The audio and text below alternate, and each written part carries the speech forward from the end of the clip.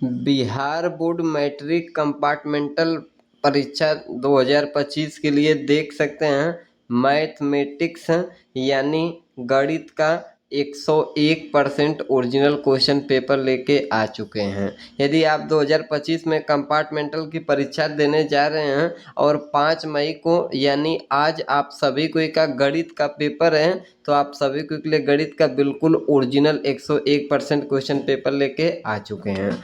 देख सकते हैं विषय कोड जो है आपका 110 होने वाला है। यहाँ पे आप अपना प्रश्न पुस्तिका संख्या भी मिला सकते हैं और यहाँ पे देख सकते हैं सेट जो है एफ है। तो आप सभी को का सेट कोई भी उससे कोई फर्क नहीं, क्योंकि ABCD जितने भी सेट हैं सभी कोई में प्रश्न सेम रहता है, बस नंबरिंग चेंज रहता है।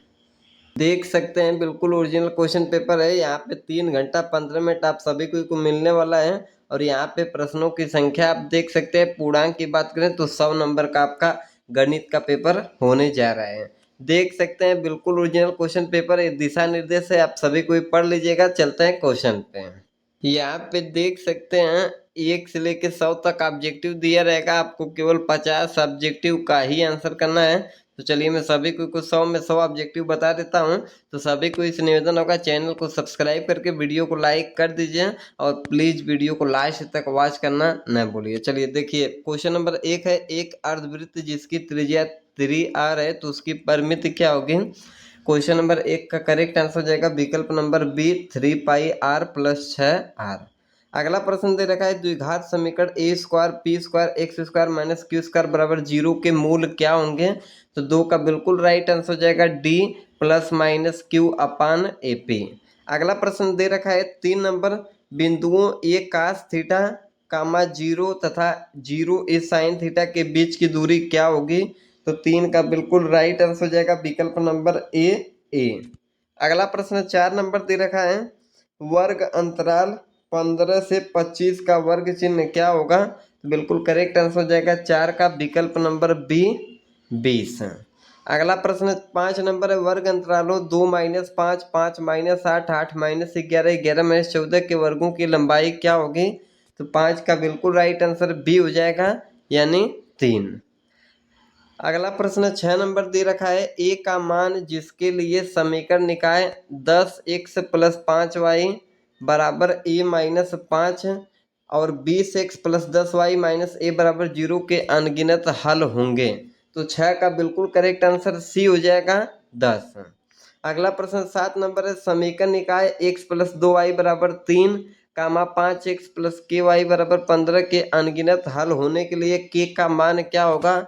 तो हमसे k का वैल्यू पूछ रहा है, 7 का राइट आंसर बी हो जाएगा 10। अगला प्रश्न 8 नंबर है यदि रेखाएं एक बिंदु पर प्रतिच्छेद करती हैं तो वह बिंदु दोनों समीकरणों का डॉट डॉट डॉट क्या होता है। राइट आंसर 8 का हो जाएगा बी अद्वितीय हल। अगला प्रश्न 9 नंबर दे रखा है निम्नलिखित में कौन समीकरण x + 2 3x - 1 = 0 का हल समुच्चय है। तो 9 का बिल्कुल राइट आंसर हो जाएगा बी -2, 1/3। अगला प्रश्न 10 नंबर दे रखा है निम्नांकित समुच्चयों में किसमें द्विघात समीकरण x² - 5 = 0 के मूल होंगे। तो 10 का राइट आंसर सी हो जाएगा अपरिमेय संख्याएं।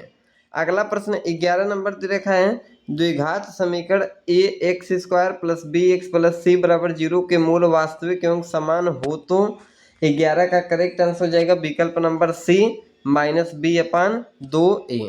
अगला प्रश्न दे रखा है 12 नंबर द्विघात समीकरण ax² + bx + c = 0 के मूल बराबर हो तो राइट आंसर हो जाएगा 12 नंबर प्रश्न का विकल्प नंबर डी b² = 4ac। अगला प्रश्न 13 नंबर दे रखा है यदि द्विघात समीकरण ax² + bx + c = 0 के लिए b² = 4ac हो तो मूल क्या होंगे। तो 13 का राइट आंसर हो जाएगा विकल्प नंबर सी वास्तविक नहीं। अगला प्रश्न 14 नंबर है समांतर श्रेणी 10, 7, 4 डॉट डॉट डॉट का 30वां पद क्या होगा। तो 14 का बिल्कुल करेक्ट आंसर हो जाएगा विकल्प नंबर बी -77। 15 नंबर प्रश्न है समांतर श्रेणी -3, -1/2, 2 डॉट डॉट डॉट का 10वां पद है 15 का बिल्कुल करेक्ट आंसर हो जाएगा विकल्प नंबर ए 19.5। 16 निम्नलिखित में कौन अपरिमेय संख्या है? तो बिल्कुल करेक्ट आंसर 16 का सी हो जाएगा कड़ी में 27। अगला प्रश्न दे रखा है 17 नंबर। देखिए यहाँ पे क्वालिटी थोड़ा बढ़ा लीजिए। ए बराबर 2 के घाते 3 गुणे 3, बी बराबर 2 गुणे 3, सी बराबर 3 के घाते n गुणे 5। तो ए बी सी का एलसीएम बराबर 2 के घाते 3 गुणे 3 घाते 2 गुणे 5 है। तो n का वैल्यू क्या होगा? तो 17 का बिल्कुल करेक्ट आंसर सी हो जाएगा 2। अगला प्रश्न दिया, दो पासे एक साथ फेंके गए, इन पासों के ऊपर आने वाली संख्याओं का योग 10 होने की प्रयिकता क्या है? 18 का करेक्ट आंसर सी हो जाएगा 1/12। अगला प्रश्न 19 नंबर है। एक मीनार से 50 मीटर दूर स्थित बिंदु पर मीनार का उन्नयन कोण 60 अंश है। तो मीनार की ऊंचाई क्या होगी? करेक्ट आंसर 19 का ए हो जाएगा 50 कड़ी में 3। अगला प्रश्न 20 नंबर दे रखा है। एक बेलन का वक्र पृष्ठ का क्षेत्रफल 264 मीटर स्क्वायर तथा इसका आयतन 924 मीटर क्यूब है। तो इसके व्यास और ऊंचाई का अनुपात क्या होगा? बिल्कुल करेक्ट आंसर 20 का हो जाएगा विकल्प नंबर डी 7:3। अगला प्रश्न दे रखा है 21 नंबर। निम्नलिखित में कौन समांतर श्रेणी में है? तो 21 का करेक्ट आंसर डी हो जाएगा 0, -4, -60 डॉट डॉट डॉट। अगला प्रश्न 22 नंबर। समांतर श्रेणी कड़ी में 18, कड़ी में 50, कड़ी में 98, कड़ी में 162 डॉट डॉट डॉट का सार अंतर यानी डी का वैल्यू क्या होगा? तो 22 का राइट आंसर हो जाएगा बी 2 कड़ी में 2। अगला प्रश्न 23 नंबर है। किस द्विघात बहुपद के शून्य माइनस यदि -3 एवं -11 है तो द्विघात बहुपद होगा? 23 का करेक्ट आंसर ए हो जाएगा x² + 14x + 33। अगला प्रश्न 24 नंबर है। बहुपद x कोष्टक में 3x² + 7 + 4 का घात क्या है? 24 का राइट आंसर डी हो जाएगा 4। अगला प्रश्न दे रखा है 25 नंबर। साइन 90 अंश गुणे tan 60 अंश गुणे cos 30 अंश का मान क्या होगा? 25 का करेक्ट आंसर बी हो जाएगा 3/2। अगला प्रश्न दे रखा है 26 number. tan θ sec θ -1 plus tan θ sec θ +1 बराबर क्या होगा? तो 26 का करेक्ट आंसर हो जाएगा सी 2 कोसेक थीटा। अगला प्रश्न 27 नंबर है। त्रिभुज एबीसी एक समद्विबाहु त्रिभुज है जिसमें भुजा सी बराबर 90 अंश। तो यदि AC बराबर 6 सेंटीमीटर तो AB बराबर क्या होगा? 27 का राइट आंसर बी हो जाएगा 6 कड़ी में 2। 28 से 8 सेंटीमीटर त्रिज्या के गोले को पिघलाकर एक 32 सेंटीमीटर ऊंचाई के शंकु के रूप में लाया जाता है। शंकु के आधार की त्रिज्या क्या होगी? तो 28 का करेक्ट आंसर ए हो जाएगा 8 सेंटीमीटर। अगला प्रश्न 29 नंबर है। एक थैले में 7 लाल, 8 हरा, 5 सफेद गेंद है। एक गेंद यादृच्छा निकाला जाता है, इसके न लाल न सफेद होने की प्रयिकता क्या होगी? तो 29 का करेक्ट आंसर सी हो जाएगा 2/5। अगला प्रश्न 30 नंबर है। 5 सेंटीमीटर त्रिज्या वाले एक वृत्त के बिंदु P पर स्पर्श रेखा PQ केंद्र C से जाने वाले एक रेखा से बिंदु Q पर इस प्रकार है कि OQ बराबर 12 सेंटीमीटर। तो PQ की लंबाई क्या होगी? तो 30 का करेक्ट आंसर डी हो जाएगा कड़ी में 119। अगला प्रश्न 31 है। समांतर श्रेणी 2, 7, 12 का 10वां पद क्या होगा? तो 31 का राइट आंसर सी हो जाएगा 47। 32 है। त्रिभुज एबीसी में DE समरूप है BC बराबर AD/DB बराबर 5/3 हो। तो AB/AC का मान क्या होगा? ए ठीक। 32 का करेक्ट आंसर हो जाएगा सी 5/8। अगला प्रश्न 33 नंबर है। देखिए चित्र दे रखा है, कह रहा है DE बराबर D समरूप BC है, तब x का वैल्यू क्या होगा? इसका बिल्कुल करेक्ट आंसर हो जाएगा 33 का विकल्प नंबर बी 32। अगला प्रश्न 34 नंबर दे रखा है। दो समरूप त्रिभुजों ABC एवं DEF में इनके क्षेत्रफलों का अनुपात निम्नलिखित में कौन सा है? तो 34 का करेक्ट आंसर सी हो जाएगा AB²/DE²।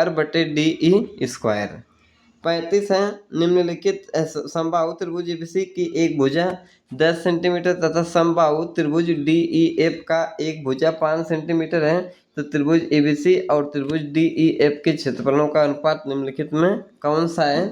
35 का करेक्ट आंसर डी हो जाएगा 4:1 है। अगला प्रश्न 36 नंबर है।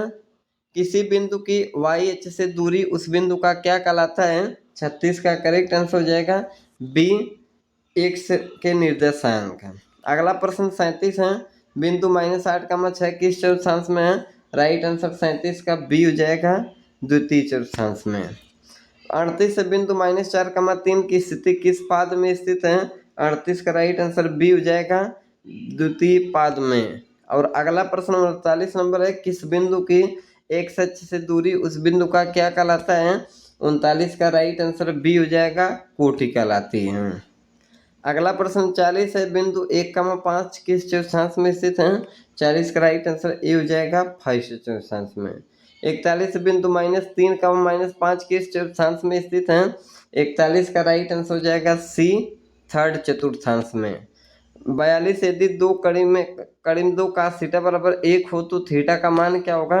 राइट आंसर हो जाएगा 42 का बी 45 अंश। अगला प्रश्न 43 नंबर है, 1 + cot स्क्वायर ए बटे 1 + tan स्क्वायर ए बराबर क्या होगा? 43 का राइट आंसर सी हो जाएगा cot स्क्वायर ए। अगला प्रश्न 44 है, यदि साइन थीटा बराबर 3/5 हो तो cos थीटा का मान क्या होगा? 44 का राइट आंसर हो जाएगा ए 4/3। अगला प्रश्न 45 नंबर है, 9 sec square theta -9 tan square theta बराबर है। राइट आंसर हो जाएगा विकल्प नंबर बी 9। अगला प्रश्न 46 नंबर है, 2 sin 38 अंश बटे cos 52 अंश का वैल्यू क्या होगा? तो राइट आंसर 46 का हो जाएगा विकल्प नंबर ए 2। अगला प्रश्न 47 नंबर है, यदि tan थीटा बराबर कड़ी में 3 तो थीटा का मान क्या होगा? 47 का राइट आंसर डी हो जाएगा 60 अंश। 48 से किसी वृत्त पर बाएं बिंदु से खींची गई स्पर्श रेखाओं की संख्या होगी? तो 48 का राइट आंसर हो जाएगा विकल्प नंबर बी 2। अगला प्रश्न दे रखा है 49 नंबर, वृत्त सी ओ आर के अंतर्भाग में एक बिंदु पी तो निम्न में कौन सत्य है? राइट आंसर हो जाएगा 49 का बी आर बड़ा है ओपी से। अगला प्रश्न 50 नंबर दे रखा है, देख सकते हैं चित्र दे रखा है, नीचे की आकृति ओ वृत्त का केंद्र है तथा बाई बिंदु पी से वृत्त के एम तथा एन बिंदुओं पर पीएम और पीएन तुल्य स्पर्श रेखाएं खींची गई। तो यदि भुजा पी ओ एन बराबर 60 अंश तो भुजा ओ पी एम का मान निम्नलिखित में क्या होगा? राइट आंसर 50 का हो जाएगा विकल्प नंबर बी 30 अंश। तो आप सभी को केवल 50 ऑब्जेक्टिव का ही आंसर करना है, मैं आगे भी बता देता हूँ, सभी को ही देख लीजिए। 51 है, 44 मीटर की परिधि वाले वृत्त की त्रिज्या क्या होगी? राइट आंसर हो जाएगा विकल्प नंबर बी 7 सेंटीमीटर। 52 दो वृत्तों के क्षेत्रफलों का अनुपात 4:1 है तो उनकी त्रिज्याओं का अनुपात क्या होगा? 52 का राइट आंसर हो जाएगा विकल्प नंबर बी 1:2। 53 यदि वर्ग का विकर्ण 16 कड़ी में 2 सेंटीमीटर है तो वर्ग की भुजा की लंबाई 53 का करेक्ट आंसर बी हो जाएगा 16 सेंटीमीटर। 54 निम्न में कौन वृत्त के क्षेत्रफल का सूत्र है? राइट आंसर हो जाएगा πr² सी। 55 प्रथम 5 पूर्ण संख्याओं का माध्य कौन होगा? तो 55 का करेक्ट आंसर हो जाएगा बी 2। 56 प्रथम 3 लगातार प्राकृतिक संख्याओं का माध्य क्या होगा? तो 56 का करेक्ट आंसर बी हो जाएगा 2। बी हो जाएगा 2। 57 नंबर प्रश्न दे रखा है, किसी घटना की प्रयोक्ता नहीं होती है तो राइट आंसर हो जाएगा 57 का डी -1। अगला प्रश्न दे रखा है 58 नंबर, निम्न में कौन सी संख्या किसी घटना की प्रयोक्ता नहीं हो सकती? तो राइट आंसर हो जाएगा 58 का विकल्प नंबर बी -15। अगला प्रश्न 59 नंबर दे रखा है, एक पासा फेंकने पर 3 पाने की प्रयोक्ता? बिल्कुल करेक्ट आंसर हो जाएगा 59 का बी 1/6। अगला प्रश्न दे रखा है 60 नंबर, एक पासा फेंकने पर अभाज्य संख्या पाने की प्रयोक्ता? 60 का करेक्ट आंसर ए हो जाएगा 1/2।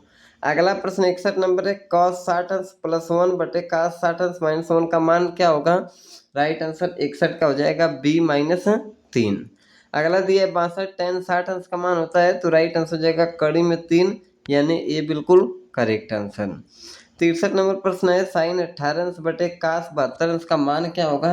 63 का राइट आंसर बी हो जाएगा 1। 64 tan ए बराबर होगा किसके? 64 का करेक्ट आंसर ए हो जाएगा cot 90 -a। अगला प्रश्न 65 नंबर दे रखा है, sin a बराबर 3/4 तो cos a का मान क्या होगा? 65 का राइट आंसर है डी हो जाएगा, कड़ी में 7/4। 66 निम्न में किसका मान 0 के बराबर है? तो 66 का राइट आंसर बी हो जाएगा, काश 90 अंश। अगला प्रश्न 67 नंबर दे रखा है, देख सकते हैं। यदि OT बराबर 3 सेंटीमीटर, OP बराबर 5 सेंटीमीटर, तो स्पर्श रेखा PT की लंबाई, तो राइट आंसर 67 का हो जाएगा, विकल्प नंबर ए 4 सेंटीमीटर। अगला प्रश्न दे रखा है 68 नंबर, यदि समांतर चतुर्भुज की सभी भुजाएं एक वृत्त को स्पर्श करें तो वह समांतर चतुर्भुज कैसा होगा? 68 का राइट आंसर हो जाएगा डी समचतुर्भुज। 69 किसी वृत्त के बाह्य बिंदु P से वृत्त 2 स्पर्श रेखाएं PA और PB खींची गई। यदि PA बराबर 6 सेंटीमीटर तो PB की लंबाई क्या होगी? 69 का राइट आंसर सी हो जाएगा, 6 सेंटीमीटर। अगला प्रश्न दे रखा है 70 नंबर, दो वृत्तों की त्रिज्याओं का अनुपात 3:4 है, तो उनके क्षेत्रफलों का अनुपात क्या होगा? 70 का करेक्ट आंसर सी हो जाएगा, 9:16। 71 निम्नलिखित में कौन अपरिमेय संख्या नहीं है? तो 71 का राइट आंसर है डी हो जाएगा, कड़ी में 75/कड़ी में 48। तो मैं सभी को 50 ऑब्जेक्टिव की जगह 70 बता दिया हूँ, केवल 50 ऑब्जेक्टिव का ही आंसर करना है। तो सभी को इस निवेदन होगा, चैनल को सब्सक्राइब करके वीडियो को लाइक करके दोस्तों में शेयर कर दीजिए।